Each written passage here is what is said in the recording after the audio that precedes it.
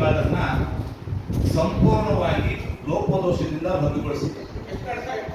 27,650 ಚಿಲ್ಲರೆ ಲೋಪದೋಷ. ಇದು ಉದ್ದೇಶ ಏನಪ್ಪ ಅಂದ್ರೆ, ನೋಡಿ, ಒಂದೊಂದಾಗಿ ನಾನು ವಿವರಗಳ ಹೇಳ್ತೀನಿ. ಈ ID ಕಾರ್ಡು ಬೃಹತ್ ಬೆಂಗಳೂರು ಮಹಾನಗರ ಪಾಲಿಕೆ ಕೆಳಗಡೆ ಸೆಮಿ, ಮೇಲೆ ಗ್ರೇಟರ್ ಬೆಂಗಳೂರು ಪ್ರಾಧಿಕಾರ ಸ್ಟಿಕ್ಕರ್ ಹಾಕಿದ್ದಾರೆ. ಇದು ಉದ್ದೇಶ ಏನು? ಫ್ಯಾಮಿಲಿ ಫೋಟೋ ಇರಬೇಕು, ಫ್ಯಾಮಿಲಿ ವಿವರಗಳು ಇರಬೇಕು. ನಮ್ಮ ಆಕ್ಟ್ ಅಡಿಯ ಪ್ರಕಾರವಾಗಿ ಫ್ಯಾಮಿಲಿ ಫೋಟೋ, ಫ್ಯಾಮಿಲಿ ಎಷ್ಟು ಜನ ಇರ್ತಾರೆ, ಲೊಕೇಶನ್ ಮತ್ತು GPS ಕೋಡ್ ನಂಬರ್ ಇರಬೇಕು ಮತ್ತು ಜಿಯೋ ಫೆನ್ಸ್ ಇರಬೇಕು. ಸಂಚಾರಿ ವಿಭಾಗಕ್ಕೆ ಯಾವುದೂ ಇದು ಮಾಡಿಲ್ಲ. ನಾನು ಹೈಕೋರ್ಟ್ ಮೆಟ್ಟಿನಲ್ಲಿ ಹೇಳಿದಾಗ ಹೈಕೋರ್ಟ್ ಅಲ್ಲಿ ಸ್ಪಷ್ಟವಾಗಿ ಆದೇಶ ಬರಲಿಲ್ಲ. 3 ವಾರದೊಳಗಡೆ ಎಲ್ಲ ಕಾರ್ಡ್ಗಳನ್ನ ಹಿಂಪಡೆದು ಹೊಸದಾಗಿ ನವೀಕರಣ ಮಾಡಬೇಕು ಅಂತೇಳಿ ಹೈಕೋರ್ಟ್ ಅಲ್ಲಿ ಆರ್ಡರ್ 18ನೇ ತಾರೀಕು ಹೈಕೋರ್ಟ್ ಅಲ್ಲಿ ಸ್ಪಷ್ಟವಾಗಿ 3 ವಾರದಲ್ಲಿ ಗಡುವು ಕೊಟ್ಟಿದೆ ಹೈಕೋರ್ಟ್. ಯಾಕೆ ಹೇಳ್ತಾ ಇದ್ದೀನಿ ಅಂದ್ರೆ, ಎಲ್ಲ ನೀವೇನೇನು ಮಾಡಿದ್ರೆ ಅದೆಲ್ಲ ವರದಿ ಕೊಡಬೇಕು ಅಂತ ಹೇಳಿ 3 ವಾರ ಹೈಕೋರ್ಟ್ ಅಲ್ಲಿ ಗಡುವು ಕೊಟ್ಟಿದೆ.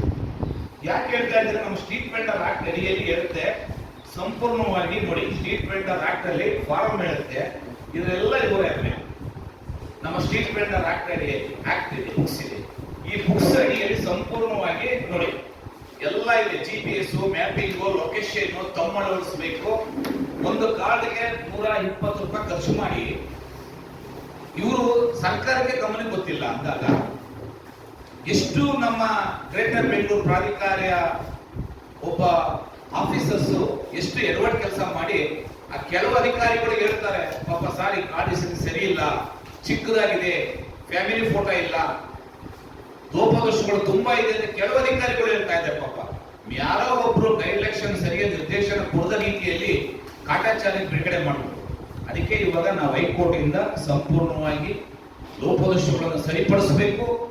ಇದು ಯಾಕೆ ಹೇಳ್ತಾ ಇದ್ದೀನಿ ಅಂದ್ರೆ, ಮುಂದಿನ ದಿನದಲ್ಲಿ ಗ್ರೇಟರ್ ಬೆಂಗಳೂರು ಪ್ರಾಧಿಕಾರ ಆದ್ಮೇಲೆ ಇನ್ನು ಮುಂದೆ ವ್ಯಾಪಾರದಲ್ಲಿ ಸಂಚಾರಿ ವ್ಯಾಪಾರಿಗೆ ಜಿಯೋ ಪೆನ್ಸ್ ಅಂತ ಬರ್ತದೆ, ಅವ್ರಿಗೆ ವೆಂಡಿಂಗ್ ಸರ್ಟಿಫಿಕೇಟ್ ಸಿಗೋದಿಲ್ಲ. ಸ್ಥಿರ ವ್ಯಾಪಾರಿಗೆ ವೆಂಡಿಂಗ್ ಸರ್ಟಿಫಿಕೇಟ್ ಸಿಗುತ್ತೆ.